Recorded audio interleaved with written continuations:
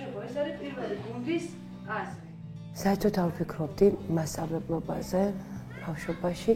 ჩემი ერთადერთი ოცნება იყო ექიმი გამხდარიყავი და ამიტომ ჯერ ტექნიკუმი დავამთავრე, მე სამედიცინო უნივერსიტეტი. და ეს სამედიცინო უნივერსიტეტის დამთავრების შემდეგ მოვინდომე ბავშვებთან ურთიერთობის შესწავლა. და ამიტომ ჩავაბარე მე დაწყებითი კლასების მასწავლებლის პროფესიაზე და არც კი მიფიქრია რომ მე ალბათ სკოლაში ვიმუშავებდი. უბრალოდ მინდოდა რომ საკუთარ შვილებთან ურთიერთობა მესწავლა, იმიტომ რომ უკვე 7 შვილის დედა ვიყავი და ძალიან მაინტერესებდა მათთან სწორი ურთიერთობის ჩამოყალიბების პროცესი. აი ხა ჩამოაყალიბეთ, აი ეს 4 აზრი როგორ გააერთიანეთ, მაინტერესებს. ჩემთვის მასწავლებელი უფრო დამსჯელი სიტყვა იყო, ასე ვთქვათ.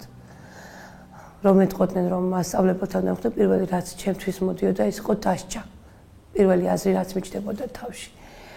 და ბავშვებთან ურთიერთობის შემდეგ მე დავწუნდი რას ნიშნავს მასწავლებელი და ამიტომ გადავწყვიტე რომ დარჩენილი ჩემი ცხოვრება მიუძღვნა ბავშვებს და მასწავლებლობას. მე ჩემს მოსწავლებთან ერთად ვიზრდები და მათგან ძალიან ბევრ რამეს ვსწავლობ. მათთან ყველა სიტუაციაში უნდა იყო მართალი. თუ შეგეშლება, უნდა ასწავლო ბავშვებს შენ თვითონვე, როგორ შეიძლება ამ შეცდომის გამოსწორება, როგორ უნდა მოიხადო ბოდიში პირველ რიგში. და შემდეგ გამოასწორო შენი შეცდომა. თუ ეს არ მოხერხდა, ბავშვი ეგრევე სიცრუეს დაინახავს შენში და შენთან ურთიერთობას წყვეტს და უკვე არის როგორც იცით, უფროსისა და უმცროსის დამოკიდებულება. ეს საშინად არ მომწონს, რატომ იცით, უმცროსები ყოველთვის იკავებენ თავს და ელოდებიან გაზრდას იმისათვის, რომ მე თვითონ დასაჯონ უმცროსები და მათ ისევე მოიქცენ, როგორც მათ ექცეოდნენ უფროსები. ჩვენ ახლა ვასწავლით საგნებს და პირობითად ქვია მასწავლებლები, მაგრამ არანაკლები მასწავლებელი შეიძლება იყოს ქუჩაში ნებისმიერი მოსიარული. ასევე რომელიც ამ ბავშვთან დაამყარებს ურთიერთობას. არანაკლები მასწავლებელი შეიძლება იყოს მეზობელი, რომელსაც იგი მიბაცავს. არანაკლები მასწავლებელი შეიძლება იყოს ნებისმიერი მსახიობი, რომელსაც ეს თაყვანს ცემს და უნდა რომ მას გავდეს. ამიტომ ჩვენ პირობითად ქვია მასწავლებლები, მე ასე ვთვლი და მეტი პასუხისმგებლობა გვეკისრება, იმიტომ რომ მასწავლებელი როცა ქვია, შენ ასრულებ მის ცხოვრებაში მესაჭეობის როლს. ანუ მას მიმართავ. სწორად, მაგრამ არავითარ შემთხვევაში არ შეიძლება შენ ძალით გააკეთო ეს საჭე თუ არ დაგემორჩილა, შენი ძალით მოატრიალო იმ მიმართულებისკენ, რომელიც შენ გინდა. ეს გამოიწვევს პიროვნების მოტეხვას, გატეხვას და უკვე მისი ჩამოყალიბება იქ შეწყდება და ხდება შენზე დამოკიდებული. ბავშვი დღის უნიშნელოვანეს ნაწილს სკოლაში ატარებს. ამიტომ რო დავაკვირდეთ, ხო, ოჯახშიც ის თავისი მასწავლებლის სახეს წარმოადგენს და ძირითადი თვისებები მაინც ყალიბდება ხოლმე სკოლაში. ამიტომ არის საჭირო, რომ მასწავლებელი და ოჯახის წევრები გაერთიანდნენ და ყველამ ერთად იმუშაოს ამ ბავშვის სწორ ჩამოყალიბებაზე. მე ვთვლი, რომ ისინი უნდა იყვნენ მეგობრები და არა ესეთი დამოკიდებულება მასწავლებელი და მოსწავლე. არა, ცენტრში უნდა იყოს მოსწავლე და გარშემო მასწავლებლები, მშობლები და მისი გარემომცველი უფროსები. როგორც კი გაწყდება აი ეს ურთიერთობა, ბავშვი აღმოჩნდება სამყაროში სრულიად მარტო. ამიტომ, როდესაც ხდება სწავლაზე გამახვილება ხოლმე ყურადღების, მასწავლებლები მარტო საგანს კი არ ვასწავლით, არამედ ვასწავლით მას როგორ გამოიყენოს ბავშვმა ესა თუ ის ცოდნა ცხოვრებაში. ესე იგი ენერგია არ ძალარ. თითოეული ჩემი მოსწავლე არის ძალიან ისეთი ინდივიდუუმი. თავისი ხასიათები აქვთ. ყველა უკვე ჩამოყალიბებულია.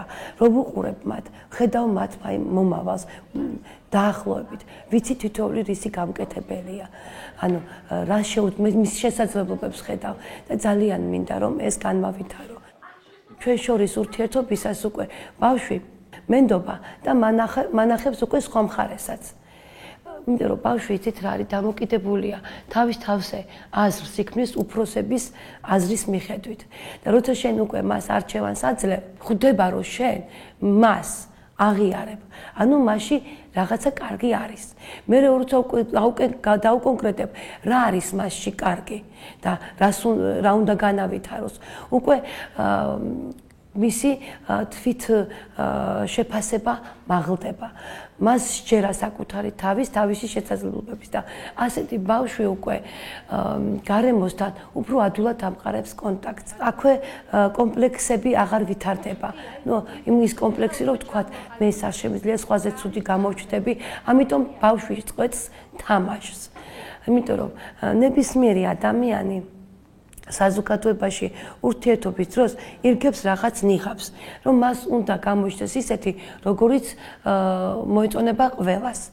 მაგრამ ყველაზე მნიშვნელოვანი ის არის, რომ ბავშვმა მიიღოს თავისი თავი ისეთი, როგორიც არის და ამაში ჩვენ უნდა მივეხმაროთ. აი ხა თქვენ შუადღისას ხო ყველაზე მეტად ცხელა. როდესაც მიდგება საქმე, აი როგორი მოსწავლეა ჩემი შვილი, როგორ სწავლობს ის, რას აკეთებს. მშობელს როცა ელაპარაკები ბავშვის, იცით რა, დღეს არის სწავლა გაკვეთილი, ვერ შეძლო, ცუდად იქცეოდა გაკვეთილზე. ხო, მაშინვე რაღაც ბზარი ჩნდება ბავშვსა და მშობელს შორის და მშობელსა და შვილს აშორებს. და მერე უკვე მასწავლებელსაც შორდება ბავშვი, იმიტომ რომ როცა იგებს, რომ აი მასწავლებლის გამო ყველა შემთხვევაში ის მასწავლებელს უკავშირებს. მასწავლებლის გამო მისმა მშობელმა მასზე ცუდად იფიქრა, უკვე ბავშვი გაერიყება მასწავლებელსაც. ჩვენ საინტერესო გაკვეთილი გვერდით. განსაკუთრებული ურთიერთობა ჩემი და ჩემი მოსწავლეების იმაში მდგომარეობს, რომ ჩვენ შორის არ იყოს თამაში, ან სხვაზე გადაბრალება, ან მათ აღიარონ თავიანთი ყოველ კარგიც და ცუდიც და შეძლონ ამ თავიანთ კარგთან და ცუდთან ერთად ცხოვრება. ზოგიერთები არიან ისეთები, რომლებიც პირიქით, აი მე ძალიან ცუდი ვარ, მე ხა ძალიან ცუდი ვარ და ჩემგან ცუდს უნდა ელოდო მარტო და აი აქედან გამომდინარე მე აყალიბებენ ხოლმე ურთიერთობას სხვებთან.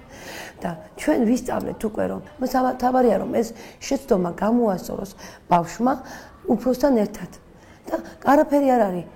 შეცდომა მოხდა, გასაგებია, ტკივილიც მიიღე, მაგრამ არაფერი არ უდგას იმასინ, რომ ეს შეცდომა აღიარო, ბოდიში მოიხადო და გამოასწორო.